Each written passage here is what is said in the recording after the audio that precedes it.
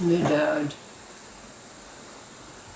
we're all aware that the stories of these last days have been challenging us to name and claim that which is nameless and formless. First of all, to name and claim a center. When the onion's been peeled, what remains has no center. But we're challenged to give it a name. For the time being, we called it knowing. And then our second challenge is to name and claim that which is the proper authority, as the story goes, or a higher power. Previously we would have called it a god, or kismet, or fate, or the divine, perhaps. But we realize that these are all illusory. So what is that proper authority that allows us to speak without equivocation, without doubt? And now we're challenged to claim a power that is and is not a power. It's called Chi, Prana. What will we name it in this challenge that we have to name and claim what it represents for us? Before telling an old story that leads us into a possibility of answering this, there's a story about a somewhat controversial Zen master who takes 3 of his students and leads them to the red light district. And paying the madam there, he instructed the young acolytes that they were only to return to the monastery when they heard the 3 bells ringing in the morning. So the next day, when the acolytes returned to the monastery, the old master asked them what had happened.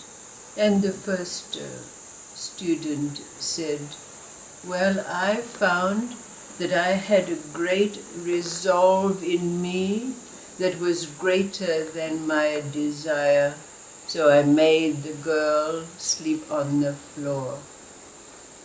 And he asked the second, and the second said, "Well, I determined that I was not going to be objective about life. I was not going to treat this woman as an object. And I tried 5.5 times and I wasn't successful." And then he asked the third acolyte. And the third acolyte said, "Well, I decided that I was going to open myself up. I was going to have no inhibitions. I was even going to expose my heart." And so we talked, and we made love, and we talked, and we made love, and we talked, and we made love, until we spooned together and slept blissfully. And the master said, "Well, what did you learn?"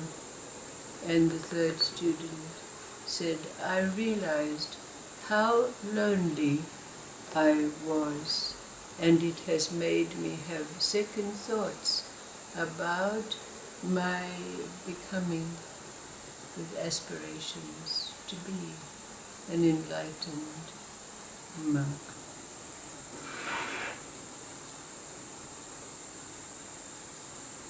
And this old story told before, that story about the emissary of a great king who was sent to a foreign land to act as an ambassador on his behalf.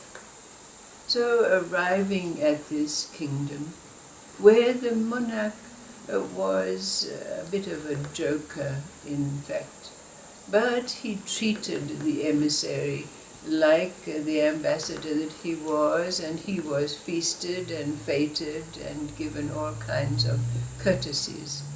But it was a tradition that when such emissaries and ambassadors were sent, that the king of that country would always give a gift that would be returned to their own monarch. And on this occasion, the emissary, after being feted and feasted,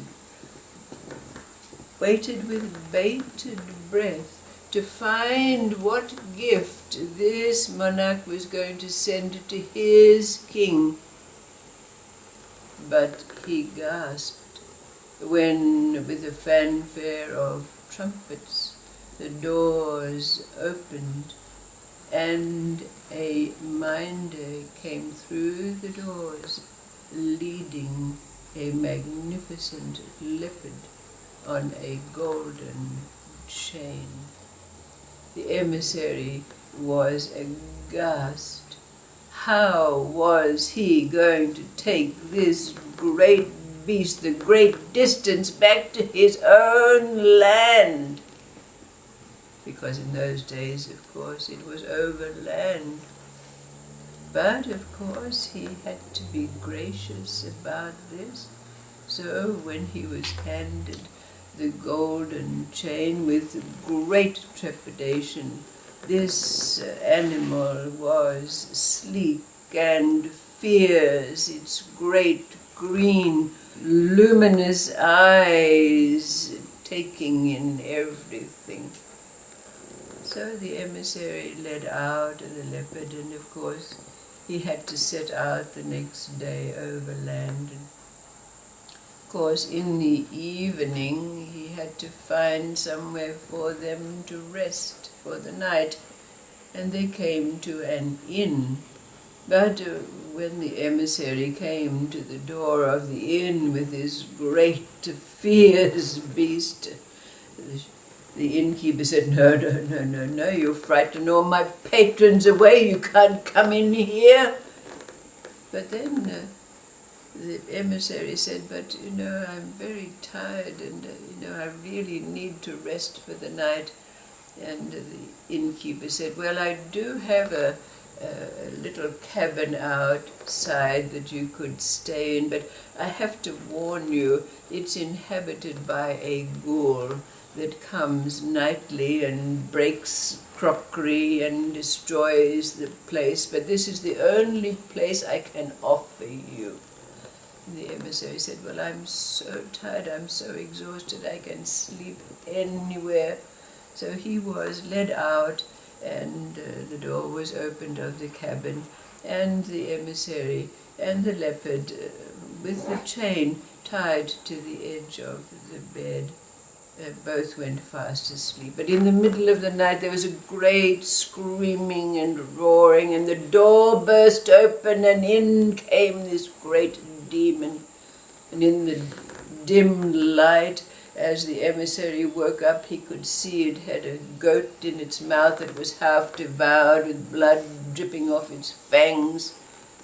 But as he sat up bolt upright in bed with terror, just then the leopard broke its chain and attacked the ghoul with great aplomb. There was a great fight that went on. One moment the ghoul was on top, and the next minute it was the leopard.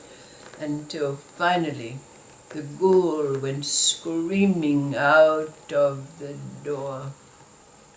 The emissary was greatly relieved, and they lay down to sleep soundly for the remainder of the night. In the morning, when the innkeeper brought them a bowl of yogurt to eat for their breakfast, the emissary said, he asked, "Did you have a quiet night?" And the emissary told him what had happened, but he said, "I'm quite sure my leopard took care of that ghoul, and you'll never see him around this area again." So the emissary and his leopard set out once again. But the journey was long, and everywhere they went, no one would accept them to be taken care of with any hospitality. So there was that occasion when the emissary had to find himself a cave in which to rest for the night. But in the middle of the night, when both he and the leopard were fast asleep, with a great howling sound, in came the ghoul again and said, I found you, you took away my habitat and now I'm going to eat you." But of course the leopard leapt up and a great fight ensued again. But this time the ghoul, bloodied and beaten, left, never to be seen again. The journey after this was quite uneventful, and finally the emissary arrived back at the gates of his city, and there was a great fanfare of trumpets to welcome him back. But of course, when he entered the gates of the city and he was leading the fierce leopard, everyone ran with fear. But of course the emissary had to do his duty, and he took the leopard in to be presented to the king. The king took one look at it and said, "Don't want that leopard. The king of India, the Raja, has just given me a lion. There's no space for a leopard in here."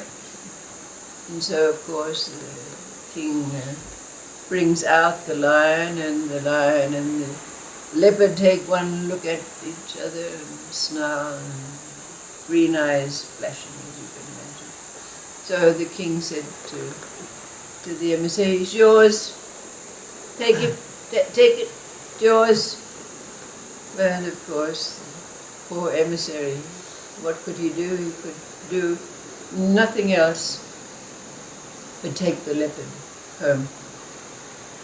So when he got home, of course, he was feted by his servants, and being very weary, putting on his relaxing robes and lying on his chaise lounge, being fed sherbet and sweetmeats by his servants, the leopard sitting at his feet.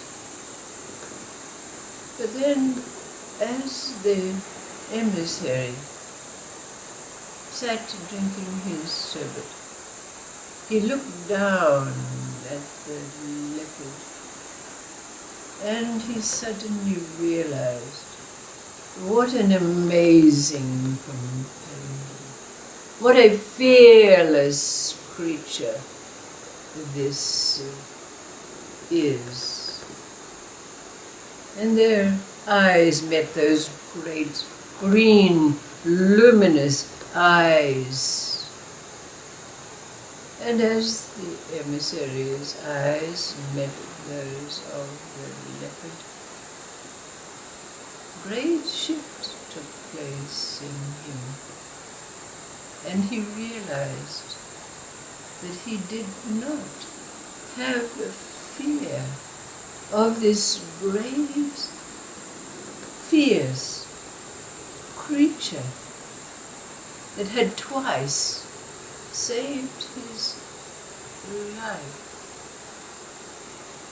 And He even said to the leopard, "Oh, leopard, I do love and revere you." And as the story goes, in that instant, the leopard turns into a beautiful being with lovely striped silk gown. And of course we know the ending. They got married in heaven. Lots of sense.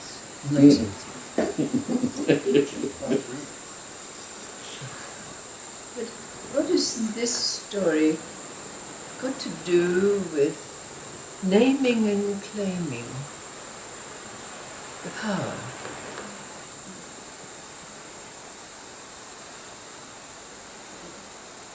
What is it in us? Those wonderful sayings, the fear that we've had when anger arises. What is this power?